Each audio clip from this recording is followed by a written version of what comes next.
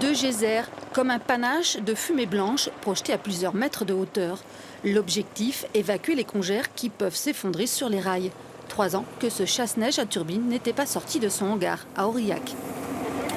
C'est bon, Stéphane, tu peux t'arrêter.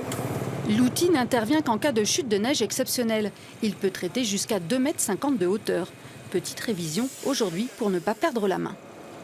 En Auvergne, on a un peu plus de 300 km au-dessus de 600 mètres d'altitude et dont 160 km qui sont au-dessus de 800 mètres d'altitude. Et avec la particularité du Lioran où c'est la 3e ligne en France, la plus haute, où on passe à 1152 mètres d'altitude, donc c'est quand même très haut pour le réseau français.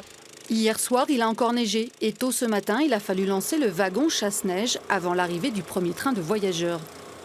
La Draisine va ensuite faire des allers-retours pour assurer les finitions entre la gare du Lioran et Neussargues. Ça, c'est le volet qui, du coup, quand on est baissé, est mobile et va venir dans l'entrerail.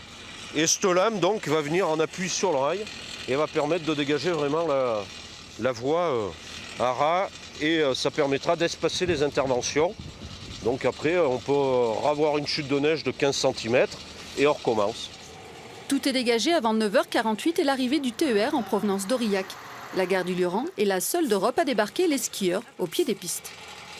C'est plus facile de venir en train qu'en voiture quand il y a le temps qui est comme ça c'est sûr. Ça fait 5-6 ans que je viens une quinzaine de fois par an, j'ai jamais été embêté. Le chasse-neige spécial ressortira vendredi pour former un nouveau conducteur. Il n'en existe que 4 exemplaires et il faut pouvoir intervenir sur toute la France.